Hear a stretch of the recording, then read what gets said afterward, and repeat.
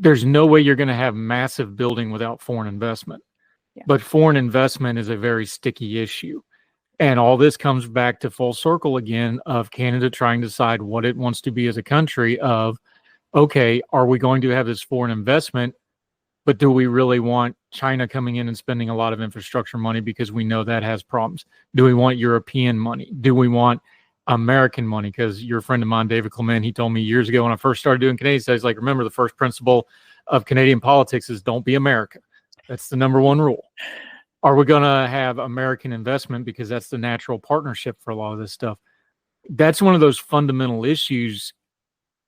And I've been doing Canadian media for a while. Boy, they don't like to talk about that subject.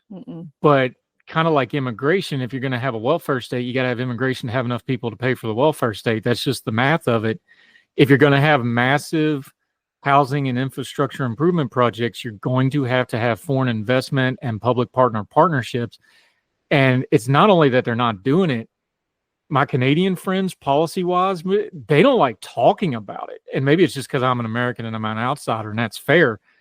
They don't even like discussing it, let alone trying to do it. It seems like that's almost a mental block on some of this. Is that fair or is that out of bounds? Oh, absolutely. It's not just because you're an American. This is just something people don't talk about. And it goes back to, we talked about this earlier in the conversation about how insular Canada really is, sadly, that we are all about, like with the airlines, we don't like foreign investment, just like we don't like foreign investment in housing. And then 10 years later, we're like, what happened? How could we possibly be in this crisis, this housing crisis? We could never have seen it happen. There were no solutions whatsoever.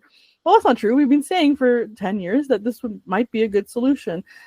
This sense of insularness is really, I don't even know if that's a word. The sense of being so insular is really shooting ourselves in the foot in so many different industries.